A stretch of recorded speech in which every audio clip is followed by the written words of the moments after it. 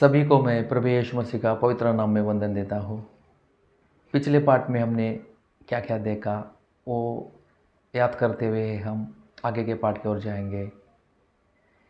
पिछले पार्ट में जो यीशु का सेवकाई भाग 2 में हमने क्या क्या सीखा, मुझे आशा है कि आपने समझ लिया होगा, आपको वो अच्छी तरह से याद होगा। उसमें हमने यीशु का जो स्वभाव है, उसका पवित्रताई, उसका नम्रता हमारे जीवन में आने के लिए उसने जो चौथे चरण में जो जो अद्भुत काम, जो घटनाएं घटी थी, वो हमने सीखी थी। तो उसके द्वारा हमारे जीवन में वो गुण हमारे जीवन में आने के लिए वो चाहता है। तो आज का भी ये संडे स्कूल सीनियर क्लास का 8वां पाठ को आज हम देखेंगे। उस पाठ का नाम है यीशु ने किए हुए अद्भुत काम। Lesson number 8, miracles of Jesus. आइए हम छोटा प्रार्थना करेंगे, आंख बंद करेंगे। प्यारे प्रभु जी, तुझे धन्यवाद करता हूँ, तेरी स्तुति करता हूँ प्रभु जी। आज तेरे चरणों में आज जो बैठा हुआ बच्चा लोग है प्रभु जी, एक एक को तेरे हाथ में सौंप देता हूँ प्रभु जी। आज एक एक को प्रभु जी तूने किए हुए एक एक चमत्कारों के द्वारा प्रभु जी, तेरा उद्देश्य उनका एक एक का जीवन में पूरा होने के लिए एक एक को तेरे हाथ में सौंप देता हूँ प्रभु जी। इन चमत्कारों के द्वारा तेरे ऊपर विश्वास मजबूत होने के लिए प्रभु जी, और प्रभु जी तू ही परमेश्वर का पुत्र है ये समझने के लिए उनके जीवन में उसमें दृढ़ होने के लिए प्रभु जी तू कृपा देने के लिए उनके लिए प्रार्थना करता हूँ प्रभु जी। तेरे पवित्र आत्मा के द्वारा सीखने के लिए तो उनको कृपा दे, सहायता करे। मुझे भी पवित्र आत्मा के द्वारा सिखाने के लिए तेरे हाथ में सौंप देता हूँ प्रभु जी। एक एक मन को प्रभु जी तो अपने ताबे में लेने के लिए प्रभु जी मैं तुझसे प्रार्थना करता हूँ। एक एक हृदय को प्रभु जी हालेलुया तेरे हाथ में सौंप देता हूँ। महिमा गुरु तुझे मिले, यीशु मसीह के नाम से मांगते हैं, आमीन। अभी हम देखेंगे इस पाठ का पठन भाग, रीडिंग पोर्शन। मैं पढ़ता हूँ, आप आपका नोटबुक में लिख लीजिए। मत्ती का सुसमाचार उसका 8 अध्याय का 1 वचन से लेकर 9 अध्याय का 8 वचन तक। प्रेरितों के काम उसका 10 अध्याय का 36 वचन से लेकर 40 वचन तक। Gospel of Matthew from chapter 8 of verse 1 to chapter 9 to verse 8। Acts chapter 10 from verse 36 to 40। अभी याद करने के लिए जो वचन है मैं पढ़ता हूँ, वो है इब्रानियों का जो खत है उसका 2 अध्याय का 3 और 4 वचन। तो हम लोग ऐसे बड़े उद्धार से निश्चिंत रहकर कैसे बच सकते हैं, जिसकी चर्चा पहले पहल प्रभु के द्वारा हुई और सुनने वालों के द्वारा हमें इसका निश्चय हुआ, और साथ ही परमेश्वर भी अपनी इच्छा के अनुसार चिन्हों और अद्भुत कामों और नाना प्रकार के सामर्थ्य के कामों और पवित्र आत्मा के वरदानों में बांटने के द्वारा इसकी गवाही देता रहा। Hebrews chapter 2 verse 3 and 4। How shall we escape if we neglect so great salvation, which at the first began to be spoken by the Lord, and was confirmed unto us by them that heard him, God also bearing them witness, both with signs and wonders, and with divers miracles and gifts of the Holy Ghost according to his own will। अभी इस पाठ का जो उद्देश्य है, ये पाठ को सीखने के द्वारा हमारे जीवन में क्या काम होना, वो आज हम समझना। इस पाठ का उद्देश्य है कि हमारे विश्वास को मजबूत करना और यीशु मसीह ही परमेश्वर का पुत्र है करके हम विश्वास करना। तो इस पाठ का विषय जो है अद्भुत काम या चमत्कार, तो उस अद्भुत काम के विषय में, चमत्कार के विषय में हम देखेंगे। ये अद्भुत काम क्या है, ये चमत्कार क्या है। ऐसी घटनाएं जिस घटना में वैज्ञानिक नियम से नहीं तो नैसर्गिक नियम से नहीं होती है, जिसको हम वैज्ञानिक नियम से नैसर्गिक नियम से हुई करके नहीं बोल सकते, ऐसी असाधारण घटना, ऐसा बात जो होता है उसको हम चमत्कार कहते हैं। और ऐसा चमत्कार जब परमेश्वर के शक्ति के द्वारा, परमेश्वर के सहायता से और परमेश्वर की इच्छा के द्वारा, परमेश्वर का महिमा के लिए होते हैं, तब उसे हम ईश्वरीय चमत्कार या दैविक चमत्कार उसको कहते हैं। Divine miracles, divine miracles are happen through the supernatural power. ऐसा अनैसर्गिक शक्ति के द्वारा ये चमत्कार होते हैं। अभी हम देखेंगे यीशु मसीह ने जो चमत्कार किए उसका उद्देश्य क्या है, हेतु क्या है। What is the purpose of miracle. Yeshu Masih ने जो चमत्कार किए उसका उद्देश्य यह था कि यीशु ही परमेश्वर का पुत्र है करके विश्वास करना। तो विश्वास के द्वारा ही हमारे जीवन में यीशु मसीह काम करना चाहता है। और यीशु मसीह का जो आना है वो मानव जाति को उद्धार देने के लिए, पापों की क्षमा करने के लिए, मानव जाति को जीवन देने के लिए वो आया था। तो उसके लिए विश्वास करना जरूरी था। और यीशु मसीह ने जो अद्भुत आश्चर्य काम किए वो परमेश्वर का सामर्थ्य से किए। हम पहला कुरिन्थी 4:20 में हम पढ़ते हैं कि परमेश्वर का राज्य बातों में नहीं सामर्थ्य में है। तो यीशु मसीह ने जो सामर्थ्य के द्वारा अद्भुत आश्चर्य काम किए वो हमको ये बतलाते हैं कि यीशु मसीह परमेश्वर का राज्य स्थापित करने के लिए वो सामर्थ्य से इस प्रकार आया। तो इस प्रकार यीशु मसीह परमेश्वर का सामर्थ्य के द्वारा अद्भुत आश्चर्य काम किया। और भी यीशु मसीह यूहन्ना 10:25 में ऐसा कहता है, जो काम अद्भुत काम वो कर रहा है वो परमेश्वर के सहायता से करता है, पिता के सहायता से करता है। वही उसके गवाह है कि वो परमेश्वर का पुत्र है और परमेश्वर ने भेजा हुआ मसीहा वही है। तो इस प्रकार यीशु मसीह ने जो अद्भुत आश्चर्य काम किए उसका उद्देश्य हम समझना कि वो परमेश्वर का पुत्र है। वो जिस अधिकार से, जिस सामर्थ्य से वो काम कर रहा है उसके द्वारा हमारा विश्वास यीशु मसीह के ऊपर और दृढ़ होना। और भी हम यूहन्ना 20:30 और 31 में ऐसा पढ़ते हैं।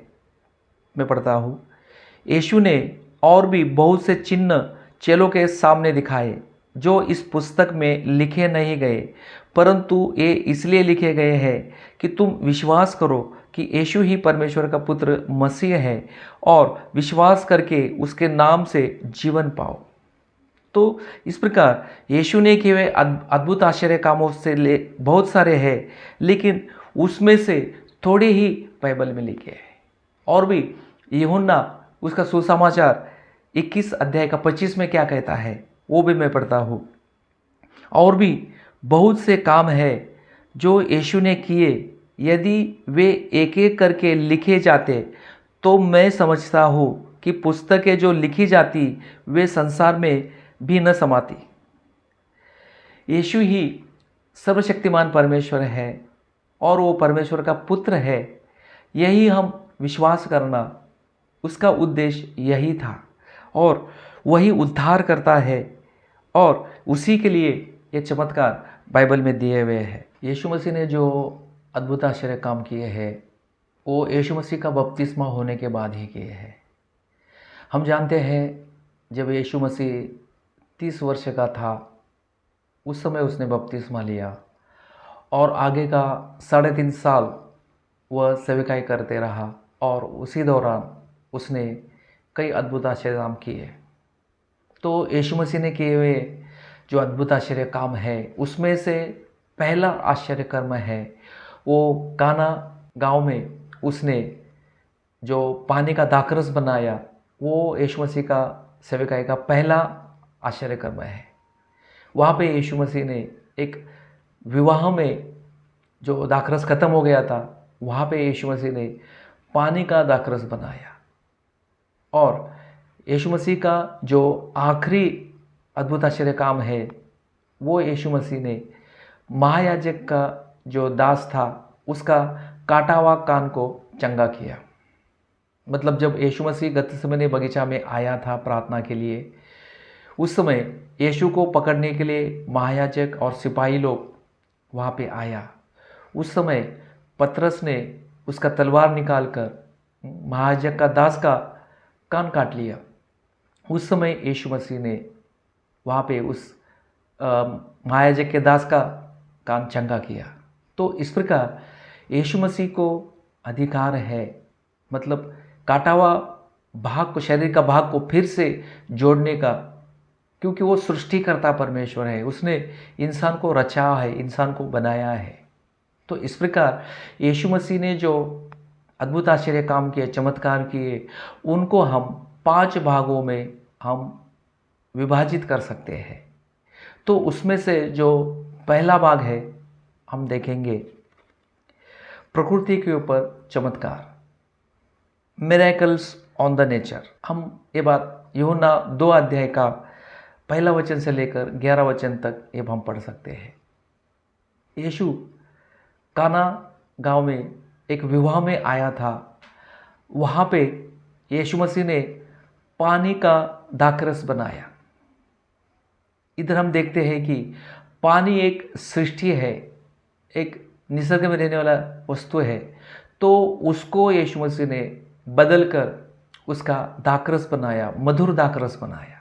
तो इस प्रकार यीशु मसीह ने प्रकृति के ऊपर अद्भुत आश्चर्य काम किए। दूसरा हम देखेंगे अद्भुत रीति से मछली को पकड़ना। यीशु मसीह झील के किनारे से जा रहा था। उस समय 2 मछुए अपना नाव से उतरकर उनका जाल को धो रहे थे।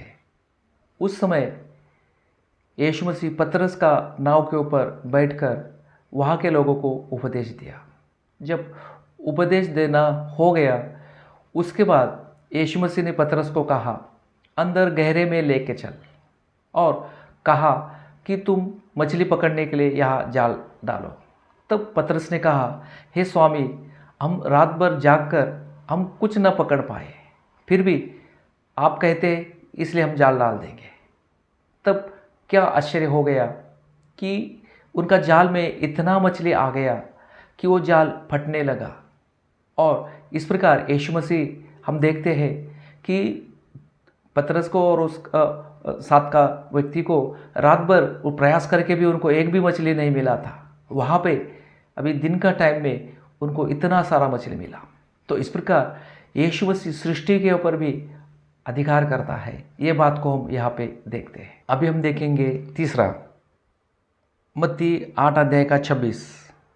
यीशु आंधी और समुद्र को शांत करता है। जीसस काम्स विंड एंड सी। यीशु नाव में बैठकर अपने चेले लोगों के साथ झील में से जा रहा था। तब यीशु मसीह सोया था और उस समय वहाँ पे ज़ोरों से आंधी आना शुरू हो गया और नाव ज़ोरों से हिलने लगा। चेले लोगों को डर लगा कि कहीं नाव डूब ना जाए। तब चेले लोगों ने यीशु मसीह को उठाया, जगाया और कहा, गुरुजी उठो, हम नष्ट हुए जा रहे हैं। तब यीशु मसीह ने उठकर आंधी को डांटा और समुद्र को शांत किया। तो इस प्रकार हम देखते हैं कि यीशु मसीह ने आंधी के ऊपर और समुद्र के ऊपर अधिकार किया, उनको डांटा। कौन ऐसे उनको डांट सकता है? कौन उनके ऊपर ऐसा अधिकार कर सकता है? जो उनको सृष्टि करने वाला है, उसको अधिकार करने वाला है, वही इस प्रकार उसको डांट सकता है। तो इस काम के द्वारा हम समझना कि यीशु ही ने उनको सृष्टि किया है, इसके लिए वो उसका आज्ञा भी मानते हैं और शांत भी हो जाते हैं। अगला चमत्कार देखेंगे थोड़ा रोटी और मछली यीशु कई हजारों को खिलाता है। मत्ती 14 अध्याय का 15 से 21 और मत्ती 15 अध्याय का 32 से 39।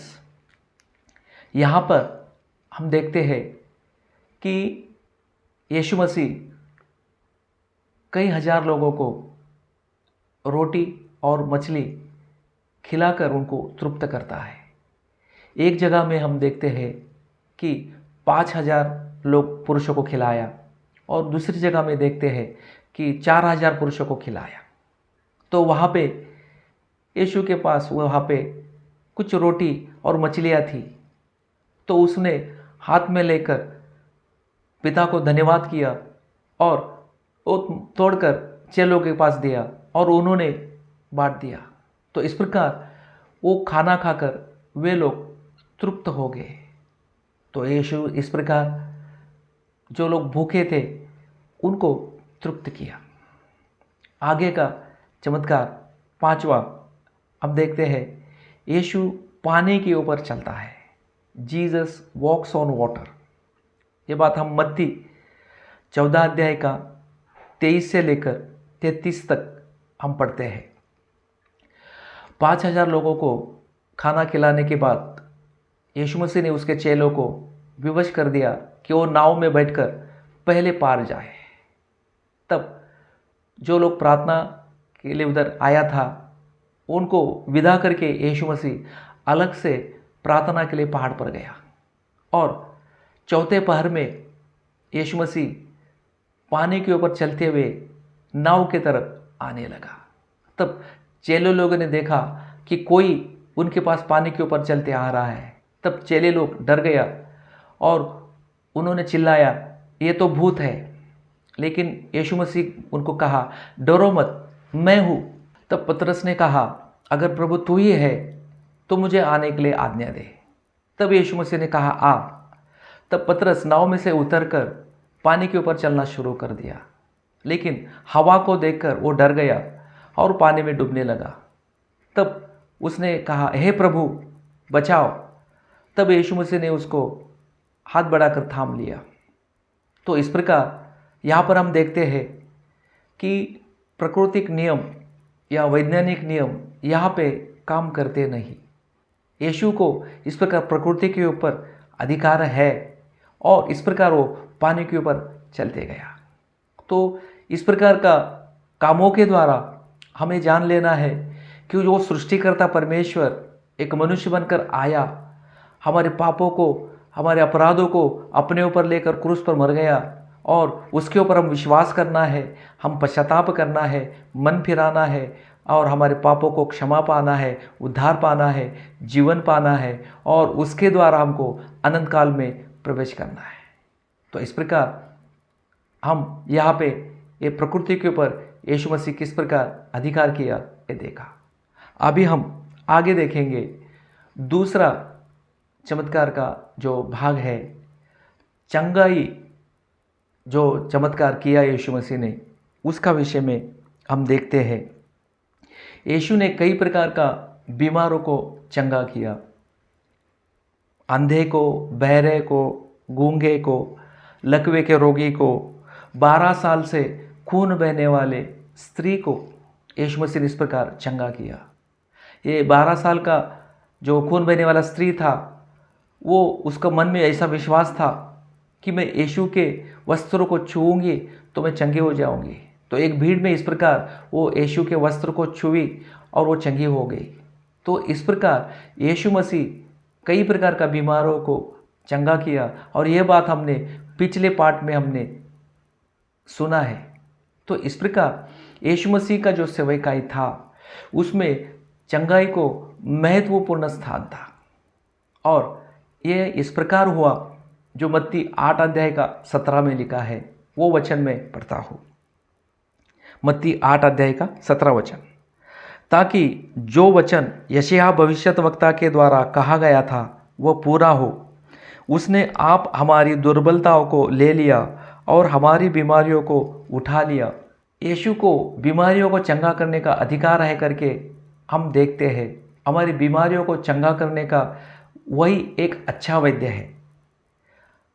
अभी हम देखेंगे तीसरा चमत्कार का जो भाग है, दुष्टात्माग्रस्त लोगों को यीशु मसीह ने छुटकारा दिया। क्यूअर्स डेमन पजेस्ड पीपल, दुष्टात्माग्रस्त कई सारे लोगों को यीशु ने उसके आज्ञाकारी शब्दों से चंगा किया। Jesus cured many demon possessed people with his commanding words. Yeshu का शब्द सुनकर दुष्टात्माग्रस्त लोगों के शरीर के अंदर से दुष्ट आत्माएं भाग गए। कई सारे भागों में हम देखा कि इस प्रकार कई सारा दुष्ट आत्माएं यीशु मसीह का शब्द सुनकर उसका आज्ञा मानकर वो शरीर को छोड़कर वो भाग गया। हम उत्पत्ति 3:15 में पढ़ते हैं कि स्त्री संतान शैतान के सिर को कुचलेगा। तो उस परमेश्वर का भविष्यवाणी के अनुसार यीशु मसीह शैतान का सिर कुचलने के लिए आया। परमेश्वर का राज्य स्थापित करने के लिए शैतान का सिर कुचलना जरूरी था। तो इस प्रकार ये दुष्टात्माग्रस्त लोगों को छुटकारा देने के द्वारा हमें समझना कि उसको दुष्टात्मा के ऊपर भी अधिकार है, वो उनका आज्ञा मानता है, वो भाग जाता है। दुष्टात्माग्रस्त लोगों को यीशु मसीह ने छुटकारा दिया, उसका रेफरेंस मैं आपको बताता हूँ, आप लिख लीजिए। मरकुस का सुसमाचार उसका पहला अध्याय का 23 वचन से 28 वचन तक, लूका का सुसमाचार उसका 4 अध्याय का 31 वचन से 37 वचन तक, मरकुस का सुसमाचार उसका 5 अध्याय का 1 वचन से 20 वचन तक, मत्ती का सुसमाचार उसका 8 अध्याय का 28 वचन से 34 वचन तक, मत्ती का सुसमाचार उसका 15 अध्याय का 21 वचन से 28 वचन तक। अभी हम देखेंगे चौथा चमत्कार, मरे हुए लोगों को जीवित करना। ही ब्रॉड बैक लाइफ। हमने देखा कि यीशु मसीह ने 3 लोगों को मरों में से जीवित किया।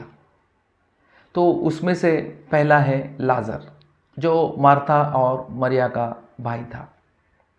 ये बातें हम यूहन्ना 11 अध्याय का पहला वचन से 44 वचन तक ये पढ़ सकते हैं। तो लाजर बीमार था और वो मर गया और लाजर को कब्र में रखा। तो कब्र में रखने के बाद 4 दिन के बाद यीशु मसीह बेथानी में आया। तब मार्था यीशु मसीह से कहा कि प्रभु आप इधर रहते तो मेरा भाई नहीं मरता था। तब प्रभु यीशु मसीह ने उससे कहा कि तुम विश्वास करेगी तो परमेश्वर का महिमा देखेगी। तो इस प्रकार यीशु मसीह ने कब्र के ऊपर जो पत्थर रखा था वो हटाने के लिए कहा। तब मार्था ने कहा कि प्रभु जी अभी 4 दिन हो गए, उसमें से अभी बदबू आएगा। तब यीशु मसीह ने कहा, पुनरुत्थान और जीवन मैं ही हूँ, जो कोई मेरे ऊपर विश्वास करेगा अगर वो मरेगा तो भी जिएगा। तो इस प्रकार वो पत्थर हटाने के बाद यीशु मसीह ने आवाज़ दिया, लाजर बाहर आ। तब जो कब्र में लाजर था मरा हुआ, वो जी उठ के बाहर आया। तो इस प्रकार यीशु मसीह ने लाजर को जिलाया। इसके अलावा यीशु मसीह ने याईर का बेटी जो मरी हुई थी उसको जिलाया। ये बात हम पढ़ते हैं लूका 8 अध्याय का 41 से 56 तक। और इसी तरह यीशु मसीह ने एक नाइन नगर में विधवा था, उस विधवा का मरे हुए बेटे को जिलाया। ये बात भी हम लूका 7 अध्याय का 11 वचन से 17 वचन तक हम पढ़ते हैं। इस प्रकार यीशु मसीह ने मरे हुए लोगों को जिलाया। आज तक ऐसा कोई भी मरे हुए लोगों को दुनिया में जीवित कर नहीं सका। मतलब परमेश्वर के सिवा ये कोई काम नहीं कर सकता। पुराने नियम में भी ऐसा कुछ एलिशा किया तो भी इस प्रकार परमेश्वर को छोड़कर और ऐसा अद्भुत आश्चर्य काम कोई नहीं कर सकता। वो मौत के ऊपर उसको अधिकार है, इस प्रकार हम इससे जान सकते हैं। अभी 5वां चमत्कार, यीशु में दिखाई गए दिए हुए चमत्कार, miracles that happened in Jesus. Yeshu पवित्र आत्मा के द्वारा जन्मा था, वो पवित्रताई से जीवन बिताया। तो यीशु मसीह का जीवन एक ही बड़ा चमत्कार था। लूका 4 का 28 में हम पढ़ते हैं, उसके शत्रु के बीच में से यीशु निकल कर गया। उस समय शत्रु उसे पहाड़ की चोटी से नीचे गिराना चाहता था। ऐसे हालत में यीशु उनके बीच में से गायब हो गया, ही डिसअपीयर्ड। और हमने देखा था कि यीशु का रूपांतर जो लूका का 9 अध्याय का 28 से 36 वचन में लिखा है, वहाँ पे यीशु अपने 3 चेलों को, पतरस, यूहन्ना, याकूब को एकांत में एक पहाड़ के ऊपर लेके गया। वहाँ पे यीशु मसीह का रूपांतर हो गया और वहाँ पे यीशु मसीह का चेहरा सूरज की तरह चमका और उसके कपड़े उजीले हो गए। उस समय उन्होंने यीशु मसीह को एलिया और मूसा के साथ बात करते हुए देखा। तो उस समय उजला बादल उधर आया और उनमें से उन्होंने आवाज़ सुना कि ये मेरा परम प्रिय पुत्र है, इसके तुम सुनो। तो इस प्रकार यीशु मसीह का महिमा का रूप यहाँ पे एक चमत्कार के तौर पे उन लोगों ने देखा। तो इस प्रकार ये यीशु में हुआ चमत्कार देखते हैं। उसके अलावा हम देखते हैं कि यीशु मसीह का पुनरुत्थान। यीशु मसीह जो परमेश्वर का पुत्र है, वो जो पृथ्वी के ऊपर आया था, वो मानव जाति को उद्धार देने के लिए, पापों की क्षमा करने के लिए, उनको बचाने के लिए आया था। तो वो मानव जाति का पापों को अपने ऊपर उठाकर क्रूस पर मर गया और उसको कब्र में रखा और उसमें से यीशु मसीह मरों में से 3 दिन के बाद जी उठा। तो इस प्रकार यीशु मसीह पुनरुत्थित हो गया। तो ये जो पुनरुत्थान है वो अलग है। यीशु मसीह ने 3 लोगों को जो जिलाया वो फिर से मर गए, लेकिन यीशु मसीह जो मौत के ऊपर जय पाके जी उठा, वो अभी मरने वाला नहीं है, उसके ऊपर अभी मृत्यु का प्रभुता नहीं है। तो इस प्रकार ये चमत्कार हम यीशु में देखते हैं। ऐसा चमत्कार और किसी में हमको दिखाई नहीं देगा। जो पुनरुत्थान है वो मामूली बात नहीं है। वो हमको पापों की क्षमा करने के लिए क्रूस पर मर गया और धार्मिक ठहराने के लिए मरों में से जी उठा। तो इस प्रकार ये चमत्कार हम पुनरुत्थान का यीशु में दिखाई देते हैं। इसके अलावा यीशु मसीह चेलों के साथ इस प्रकार 40 दिन तक रहा, उनको दर्शन देते रहा और उसके बाद वो स्वर्ग में ऊपर उठा लिया गया। तो ये भी चमत्कार हमको यीशु में दिखाई देता है। ये बात हम लूका का सुसमाचार उसका 24 अध्याय का 51 में पढ़ते हैं। अभी हम देखेंगे यीशु ने किया हुआ चमत्कारों की विशेषताएं, पिक्युलरिटीज ऑफ हिज मिरेकल्स। पहला, पुराने नियम में कई नबियों को हम जानते हैं, मूसा, एलिया, एलीशा, शिमशोन, ये सब लोग उनको दिया हुआ जो परमेश्वर ने दिया हुआ शक्ति है उसके द्वारा कुछ घटनाओं में अद्भुत आश्चर्य काम किए। लेकिन यीशु का चेला लोग जो है वो यीशु ने दिया अधिकार से और यीशु के नाम में चमत्कार किए हैं। ये अद्भुत काम किया, वो अद्भुत काम यीशु के नाम में किया हुआ है। इस यीशु मसीह का जो चमत्कार है उसमें यीशु मसीह का दैवी स्वभाव हमको प्रकट होता है। दूसरा, यीशु ने कहा कि वह आपसे कुछ नहीं कर सकता, केवल वह जो पिता को करते हुए देखता है वह उसी रीति से अद्भुत काम करता है। यीशु कुछ भी अपनी इच्छा से नहीं बल्कि पिता की इच्छा के अनुसार किया करके हम यूहन्ना 5 अध्याय का 19, 30 और 36 वचन में हम पढ़ते हैं। उसके साथ साथ प्रेरितों का कामों में उसका 10 अध्याय का 38 में हम पढ़ते हैं कि परमेश्वर ने यीशु मसीह को पवित्र आत्मा और सामर्थ्य से अभिषेक किया था।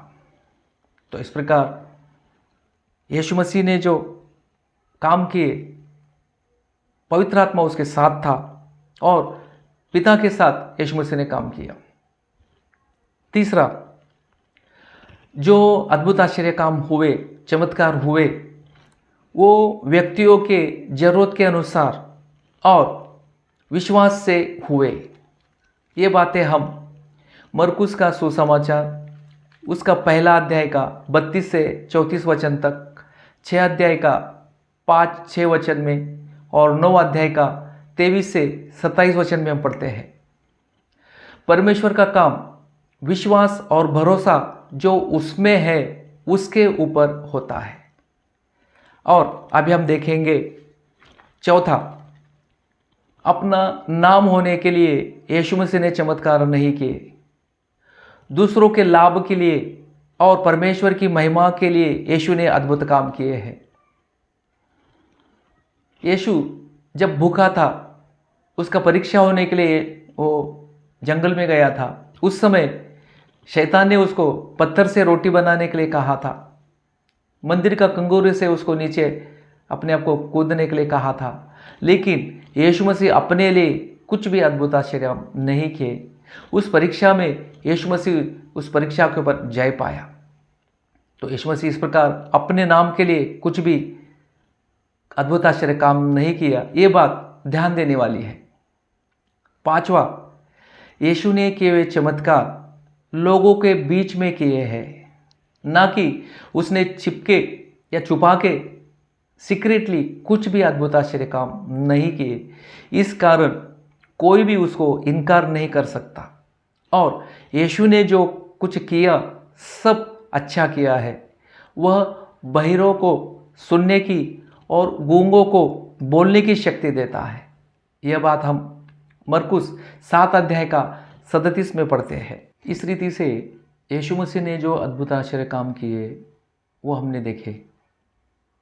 उसमें हमने देखा कि प्रकृति के ऊपर यीशु ने अद्भुत आश्चर्य काम किए, बीमारों को चंगा किया, दुष्टात्माग्रस्त लोगों को छुटकारा दिया और कई मरे हुए लोगों को जिलाया। और खुद यीशु में भी हमने अद्भुत आश्चर्य काम देखे। तो ये सब बातें हमको यही गवाही देते हैं कि यीशु मसीह परमेश्वर का पुत्र है, वो सृष्टिकर्ता परमेश्वर है और उसको सबके ऊपर अधिकार है। तो यीशु मसीह इतना वो सर्वशक्तिमान होते हुए, सृष्टिकर्ता होते हुए, वो इंसान को प्यार करने के कारण, मानव जाति जो पाप के कारण नाश की ओर जा रहा है, उसको बचाने के लिए वो इंसान बनकर पृथ्वी पे आया। सारे मानव जाति का पाप अपने ऊपर लेकर वो हमारे सारे पाप का सजा, दंड, मृत्यु अपने ऊपर ले लिया और वो क्रूस पर मर गया और वो मरों में से तीसरे दिन जी उठा, पुनरुत्थित हो गया। चेले लोगों को उसने दर्शन दिया। तो उसका इस अद्भुत आश्चर्य कामों के द्वारा परमेश्वर हमसे चाहता है कि हम उसके ऊपर विश्वास करें कि यीशु मसीह परमेश्वर का पुत्र है। वो हमको इतना अधिकार संपन्न परमेश्वर हमको बचाने के लिए आया। वो हमको कितना प्यार करता है, उसको विश्वास करके, उसका क्रूस को, मृत्यु को विश्वास करते हुए, उसका प्यार को हम ग्रहण करते हुए हम पापों की क्षमा पाए, हम मन फिराए, पश्चाताप करें, उद्धार पाए, जीवन पाए और अनंत काल का जीवन का हकदार बन जाए। तो इस प्रकार वो हमको प्यार करता है।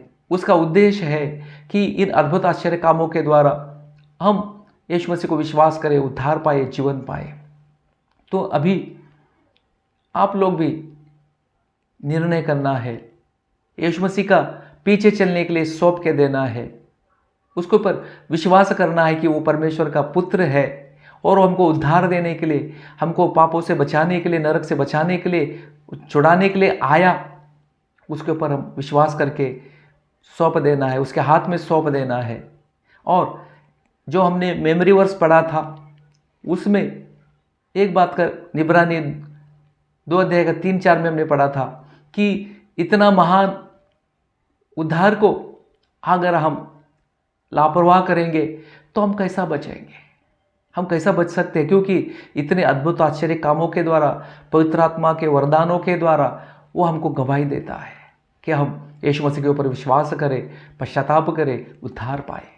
तो इसलिए आप सभी लोग एक एक निर्णय करना, प्रभु के हाथ में सौंप के देना, जीवन पाना, उद्धार पाना। अभी हम देखेंगे इस पाठ का जो प्रश्न उत्तर है वो नीचे डिस्क्रिप्शन बॉक्स में जो लिंक दिया है वहाँ पे डाउनलोड करें और आपके नोटबुक में आप उसके जवाब लिखें। अभी हम छोटा सा प्रार्थना करेंगे, आँख बंद करेंगे। प्यारे प्रभु जी, तुझे धन्यवाद करता हो, तेरी स्तुति करता हो। तू परमेश्वर का पुत्र होकर भी मानव जाति का उद्धार के लिए, हमको बचाने के लिए तू नीचे उतर कर आया। प्रभु जी, इतना अद्भुत आश्चर्य कामों के द्वारा तेरा अधिकार और तेरा देवी स्वभाव प्रभु जी तो आज हमको इस पाठ के द्वारा प्रकट किया। प्रभु जी, बच्चे लोगों को भी इस पाठ के द्वारा प्रभु जी तेरे स्वभाव को समझने के लिए, तेरे अधिकार को समझने के लिए तू कृपा देना, तेरी पवित्र आत्मा सहायता करे। और प्रभु जी, तुझसे जीवन पाने के लिए, तेरे ऊपर विश्वास करके प्रभु जी मन फिराने के लिए, पश्चाताप करने के लिए, एक एक को तू कृपा देने के लिए, एक एक के लिए मैं प्रार्थना करता हूँ। एक एक को प्रभु जी तेरे बलवंत हाथ में सौंप देता हूँ। सारा महिमा आदर गुरु तुझे मिले, यीशु मसीह के नाम से मांगते हैं, आमीन।